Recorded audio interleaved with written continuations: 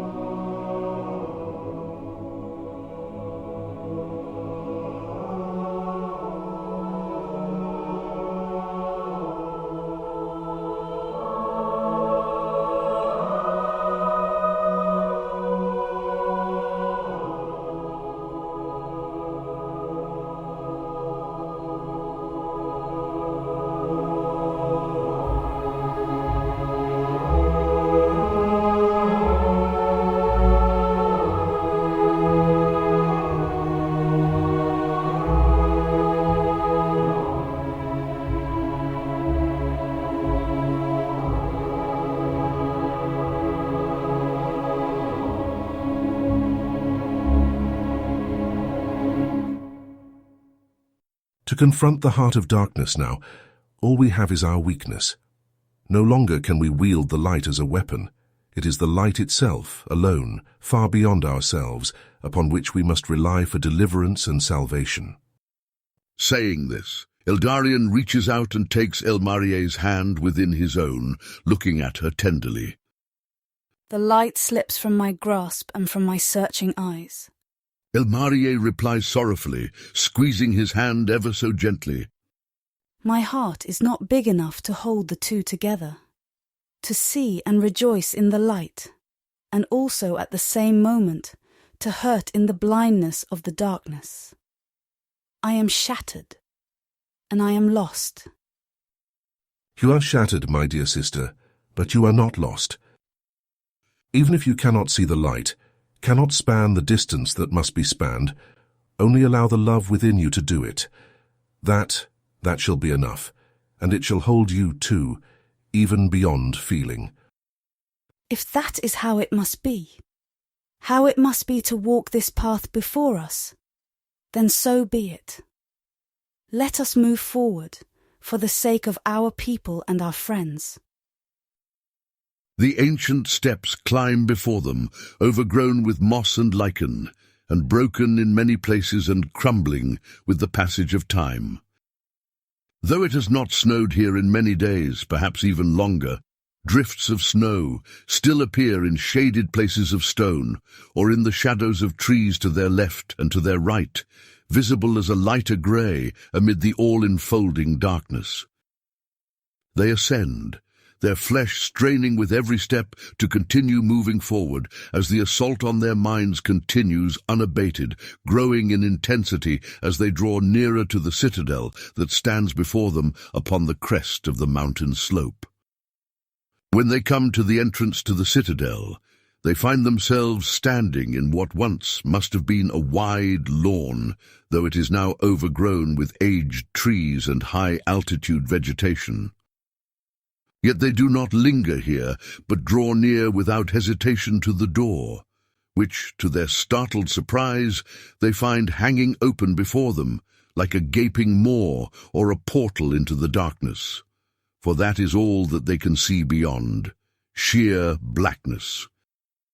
And they enter with no more than a hair's breadth of preparation, for the waiting shall only make it more difficult to step forward, to plunge into the blackness, and to ascend to where the heart of darkness lies, simultaneously calling them and resisting them. When they have entered, they see that the citadel is black on the inside as well, with only an eerie light shining in from windows high in the walls, barely allowing the form of the walls and of the vaulted ceiling to be sensed.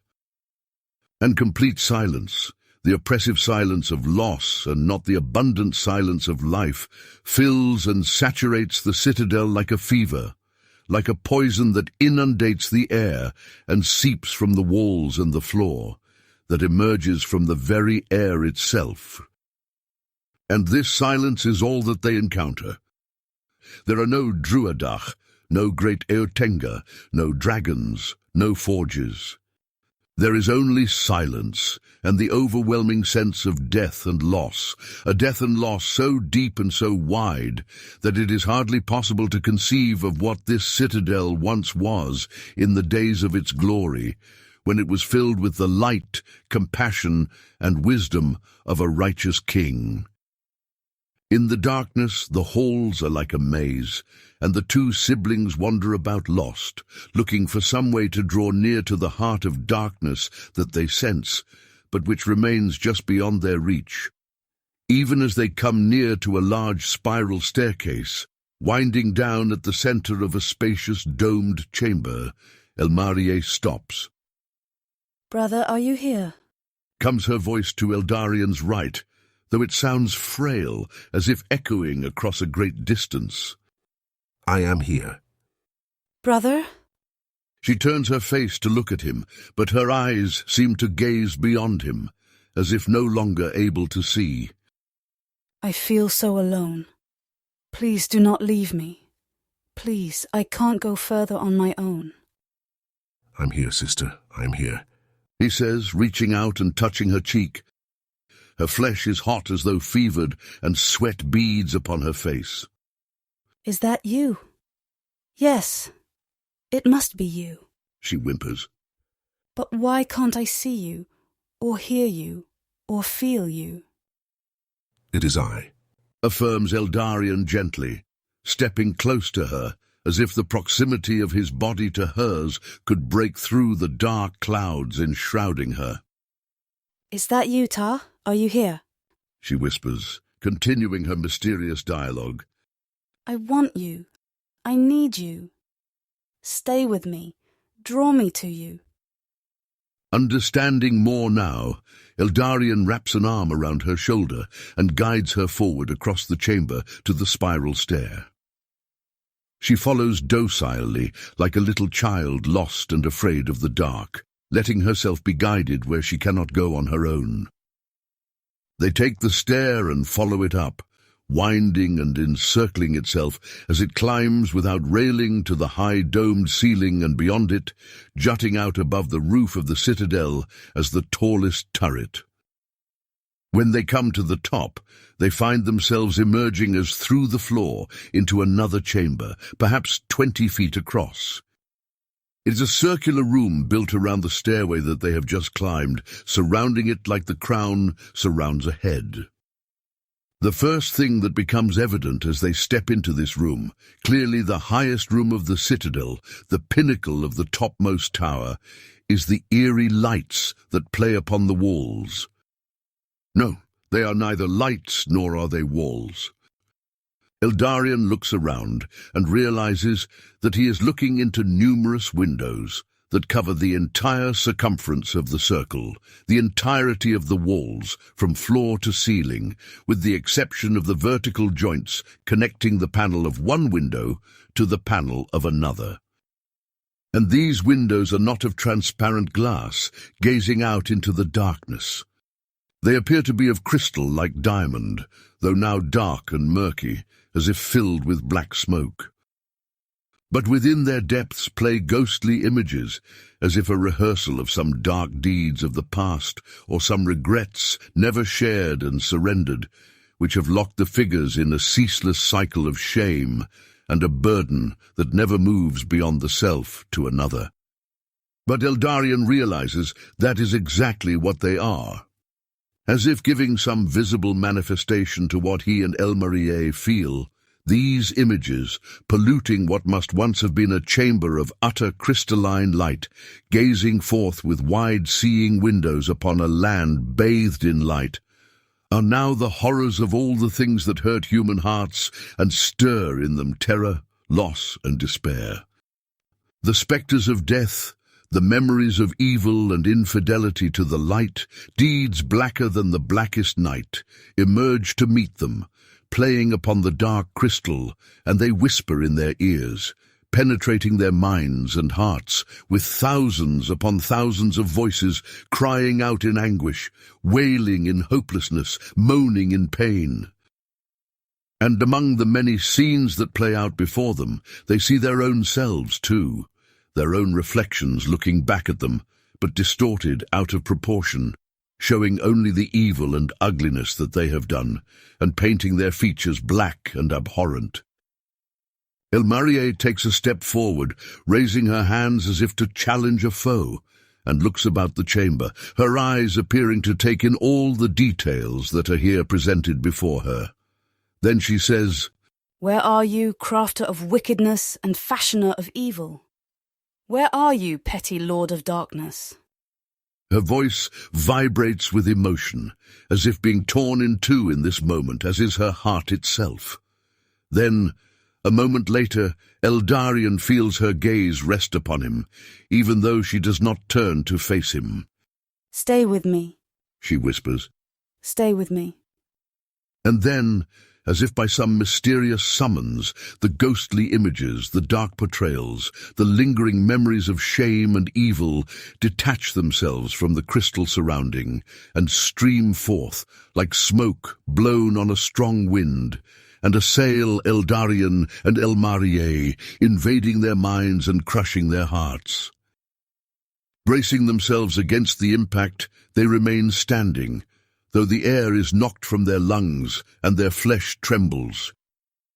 And for a long, anguishing period, neither knows how long it is, the evil that they have beheld externally surges into them and through them, carving its way violently through their interior consciousness, joined together now again, as it had been in the absorbing of the dragon's darkness. But what they absorb now, what they bear, is so much more. And even if they bear it, it slips beyond them, as if they are only conduits for it to escape from the place in which it has been imprisoned by the malintent of the artificer of this terrible war, and to channel anew to the place to which it is meant to flow, free and unhindered. And then, in a moment of deepest insight, Eldarion sees a blazing light of utmost intensity burning at the center of his consciousness, like the first star in a black firmament, or like the sun through stormy clouds. He understands what must happen. In the next moment the flash of light is gone, but the certainty lingers.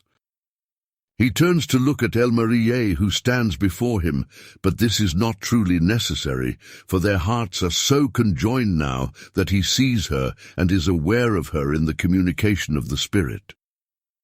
And it is there that their hearts both turn to face one another, and together turn beyond, toward the unseen light that lies beyond the darkness, turn in the gesture of oblation to offer the sacrifice that must be offered to break the stranglehold of darkness upon the people of Telmerion.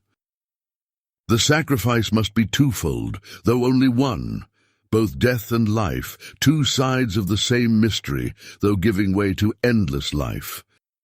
Both must live, for they are loved and created for life, and yet both must die to carry on the mystery of life on both sides of death. And the promise of a kingdom of peace shall thus, and only thus, be established by being grounded on a love both temporal and eternal, a love rooted in the beauty of the earth redeemed, and a love fulfilled in the joy of eternity, where all shadows shall pass away. Elmarie's heart pleads, therefore, in the silent cry of its inmost aspiration, and Eldarion hears her as if his own inner voice. "Let me go to him now. Let me go to him, carrying the darkness and anguish of our world, carrying the memories of the fallen, their guilt and their grief, and carrying you, my brother, too. But remain in longing for him, and in the vigilance of a heart in love, and return to our people. Carry the torch of this longing and this hope, this vigilance and this love, and become king of the entire nation, leading them anew in unity and harmony, where before there was division, and in the ways of faith, where before there was ignorance, evil, and forgetfulness." After this, her voice passes beyond recognition, in a cry of the heart that cannot sound in the confines of this life, and Eldarion hears it no more. He feels her being pulled away from him, and the sense of tearing is incredible, so deep and so personal that he feels as if he too shall perish under the impact. The darkness pierces her as firmly as a lance, as the jagged and merciless blade of a sword, and yet, in the very midst of the darkness burning at its heart, a flame of purest light, and this light grows as it surges forward, penetrating and permeating her whole being until she has become utter light, and is held on all sides by light. And then the darkness is broken. Or rather, it is channeled inward and upward, carried by the two frail human hearts who have surrendered to the light and by the light itself in them and beyond them. This light carries forth all anguish and loss, all guilt and shame, all beauty and ugliness, into a presence in which alone it can be released and healed. Yes, it carries it across the ages, across the wide expanse of time, from which emerges, radiant with light inconceivable, with beauty ineffable, with joy uncontainable and pure, peaceful and full of lightness and wonder undimmed, the one who is called Dawnbringer. And then all has passed, and the darkness has fled away, and in a burst of brilliant colour crystalline light floods in upon Eldarian's senses, bathing his eyes in beholding, his flesh in consoling warmth, and his spirit in joy.